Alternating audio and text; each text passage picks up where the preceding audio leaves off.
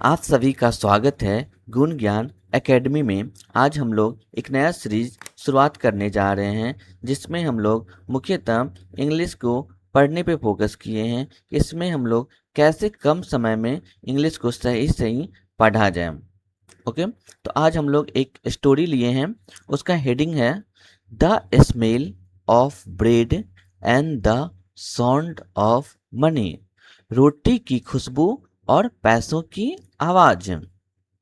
Okay okay, मैं ये बता दूं आपको, जैसे कोई भी सेंटेंस है ना, तो स्टोरी का मैंने एक सेंटेंस पहले लिया और इसके जो भी आपको टफ मीनिंग थे उसके प्रोनाउंसिएशन और साथ में उसका मीनिंग मैंने लिख दिया हूँ। ऐसे करके ये सेंटेंस को मैं पहले कंप्लीट किया हूँ और फिर इस सेंटेंस को यहाँ पे लिख दिया हूँ, जिससे कि आप एट ए टाइम आप अपने आप को चेक कर पाएँ कि आपने कितना सीखा है। ओके, तो स्टार्ट करते हैं यहाँ से कहानी। There was once a stingy, कैसे पढ़े इसको? STIN, स्टिन, GY, stingy. स्टिंजी का मतलब होता है कंजूस। बेकर, बेकर का मतलब होता है पाव रोटी बनाने वाला, या फिर जो केक बनाता है, बिस्किट बनाता है, उस सब को हम लोग क्या बोलते हैं? बेकर बोलते हैं, है ना। But he baked, BAKED, baked delicious, DEDLICIOUS,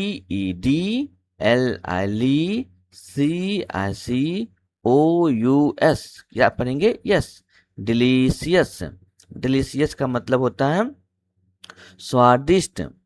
bread, there was once a stingy baker but he baked delicious bread.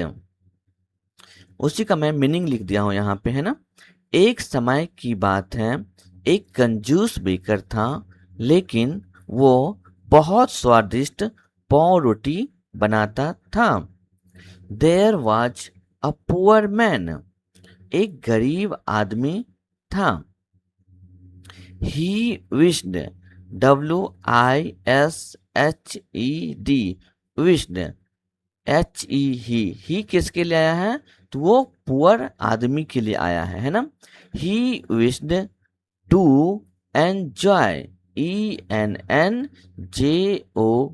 Joy, enjoy sweet, SWEET, sweet, smelling bread, but he did not have any money. अब इस complete sentence फिर से यहाँ लिखे हैं। He wished to enjoy sweet smelling bread but he did not have any money. इसका मतलब क्या हुआ? वो मीठी खुशबू वाली रोटी का आनंद लेना चाहता था, लेकिन उसके पास पैसे नहीं थे। वो कौन? वो गरीब आदमी को वो पाव रोटी खाने का बड़ा ही इच्छा था, लेकिन वो खा नहीं सकता था क्योंकि उसके पास पैसा नहीं था। चलिए यहां से स्टार्ट करते हैं। So he would stand, STAND, stand, है ना। ये टैंड हो गया और ये S हो गया, तो स्टैंड, स्टैंड का मतलब होता है खड़ा होना। Outside, OUT, out, SIDE, side, outside, outside का मतलब होता है बाहर। The bakery, every day, EVERY, every, DAY, day. enjoying, ENJOYING, enjoying the nice smell of baking bread। Okay, यहाँ से फिर so he would stand outside the bakery every day enjoying the nice smell of baking bread। इसलिए वो हर दिन bakery के बाहर खड़ा होकर पकती हुई रोटी की अच्छी खुशबू का आनंद लेता था। ओके, यहाँ पर रोटी है ना, तो ये रोटी का मतलब यही समझिए, जैसे पाव रोटी हो गया या बिस्किट हो गया, केक हो गया, ये सब कुछ इसमें आ जाता है ना। इंग्लिश में ब्रेड मतलब रोटी भी कहा जाता है, तो उसमें ये सारा कुछ आ जा रहा है ना। तो वो क्या है, वो गरीब आदमी जो था, जहाँ वो बेकरी वो बनाता था पाव रोटी या केक ये सब जो बनाता था, तो वो बगल में वो गरीब आदमी वहाँ के उसका जो सुगंध था, अच्छा वाला खुशबू, उसको सूंघता था और उसी से खुश हो जाता था और आनंद लेता था। तो यह देख करके, है ना, अब यहाँ देखिए, the baker was very angry, ANGRY, ANGRY, ग्री, एंग्री, एंग्री मतलब होता है बहुत गुस्से में, with the poor man. The baker was very angry with the poor man. Baker उस गरीब आदमी से बहुत नाराज था, है ना। वो बेकर जो था उस गरीब आदमी से बहुत ही नाराज था। He felt that any one, ANYNEONE, one, any one who smelt, SMELT, melt, smelt मतलब होता है सूंघना, his delicious, DEDLICICOUS, yes, delicious, delicious means होता है स्वादिष्ट, PRO DUCTS, ducts, products, should pay for the smell। अब यहाँ देखिए, he felt that anyone who smelt his delicious products should pay for the smell।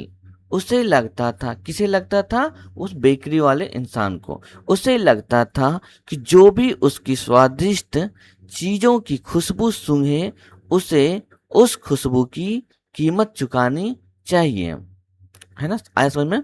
उस बेकर को क्या लगता था, जो भी उसकी स्वादिष्ट चीज का खुशबू सूंघे उसको उस खुशबू की कीमत चुकानी चाहिए। सो ही टुक, TOOK, took the poor man to court, COURT, court। So he took the poor man to court। इसलिए वह कौन, वह तो वो बेकरी वाला इंसान है ना, इसलिए वह उस गरीब आदमी को अदालत ले गया। द जज, JUDGE, जज, HEARD, heard the baker's complaint, complaint, PLAINT, complaint, patiently, PATIENTLY,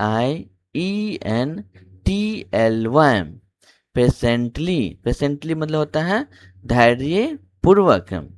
जज heard the bakers complaint patiently, न्यायाधीश वो जज तो था, वो बेकरी की शिकायत को बहुत ही ध्यानपूर्वक सुना। Then he asked, ASKED, ASK asked, ED, asked the poor man, do you have any money? यहाँ देखिए, then he asked the poor man, do you have any money? फिर उन्होंने, कौन उन्होंने, तो जज, फिर उन्होंने गरीब आदमी से पूछा, क्या तुम्हारे पास कुछ पैसे हैं, है ना। अब देखिए, the poor man searched SEARCH, search, ED, searched. Search मतलब वो तलाशी लिया, अपने अंदर सर्च किया पैसा है या नहीं है। His pockets, POCKETS, pockets. And produced, PRODUCED,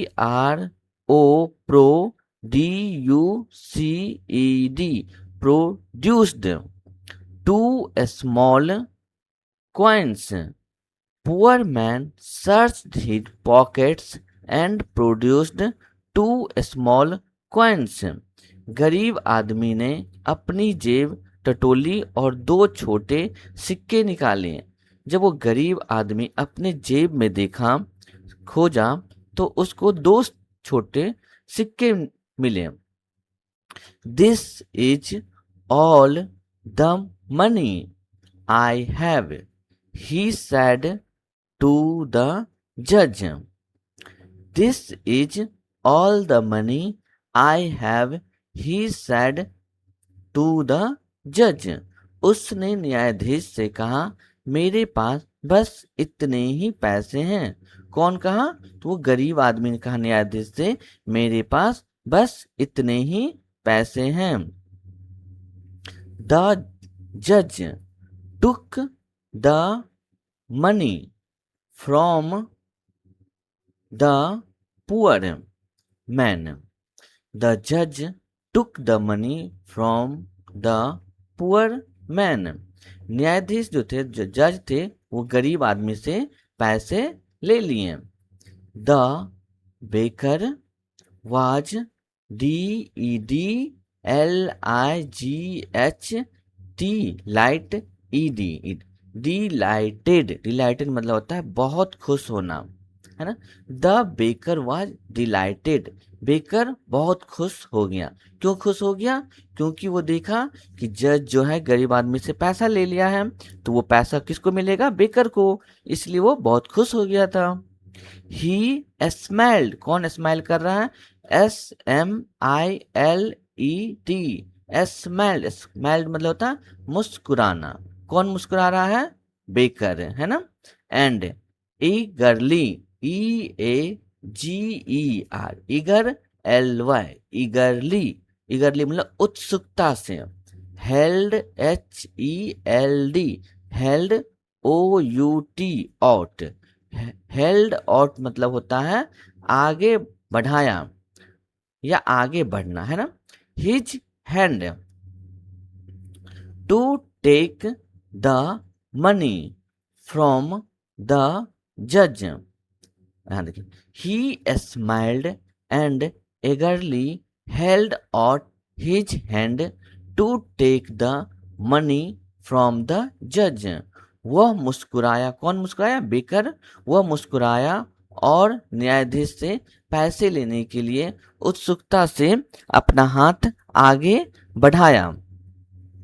But the judge did not give money to the baker. But the judge did not give money to the baker. लेकिन न्यायाधीश ने बेकर को पैसे नहीं दिए। वो जो जज थे वो उसको पैसे नहीं दिए। He only jingled, JING, jing, LED, jingled. Jingle मतलब होता है खनखनाना, है ना। पैसे को एक साथ दोनों हाथ में लेकर के खनखनाया, पैसे को लेके, है ना। Jingled the coins, COINS, coins, coins मतलब सिक्के, together. He only jingled the coins together, उन्होंने केवल सिक्कों को आपस में खनखनाया। आया समझ में? He then returned, RETURN,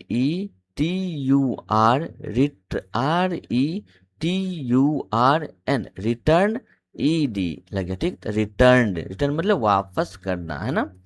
returned them to the poor man, saying punishment, PUNISH, punish, MENT, मेंट, पनिशमेंट, पनिशमेंट मतलब होता है सजा देना। Should, SHOULD, should fit, FIT, fit the crime. He then return them to the poor man saying punishment should fit the crime. फिर उन्होंने वे सिक्के गरीब आदमी को वापस कर दिए और कहा सजा अपराध के अनुसार होनी चाहिए। सिक्का जैसे अब क्या किए, जो किसको दे दिए, गरीब आदमी को वापस दे दिए, है ना। अब देखिए द, और क्यों दे दिए, क्योंकि उन्होंने कहा जैसी शिकायत थी उसके अनुसार ही तो पनिशमेंट भी मिलनी चाहिए ना। The price for the smell of the bread should be the sound of the money. The price for the smell of the bread should be the sound of the money. रोटी की खुशबू की कीमत पैसों की आवाज होनी चाहिए। जैसे हमने क्या कहा, अगर तुमने कंप्लेन किया है कि रोटी की खुशबू, ये पाव रोटी का खुशबू लिया है, इसके लिए भी इसका पैसा पे करना चाहिए, तो वो जो खुशबू लिया इसके बदले पैसे के वो जो है खनकाए, वो जो आवाज किया उसका यही हो गया कीमत। Okay, thank you. आया कहानी समझ में। अब हम लोग क्या करेंगे, नेक्स्ट डे एक नया स्टोरी लेकर के आएंगे, है ना। और उसको भी हम लोग ऐसे ही ब्रेक कर करके पढ़ेंगे और सारे वर्ड को हम लोग छोटे छोटे इसमें प्रोनाउंसिएशन और फिर उसका मीनिंग भी लिख देंगे बगल में, है ना। और अगर आप लोग ऐसे ही लगातार कुछ दिन तक पढ़ाई करते हैं तो फिर आप लोग बहुत जल्द अंग्रेजी पढ़ना सीख जाएंगे हमारे साथ, है ना। अगर आपको ये चैनल पसंद आए तो प्लीज़ लाइक कीजिए और सब्सक्राइब कीजिए और अपने दोस्त को भी बताइए, है ना। Okay, thank you very much.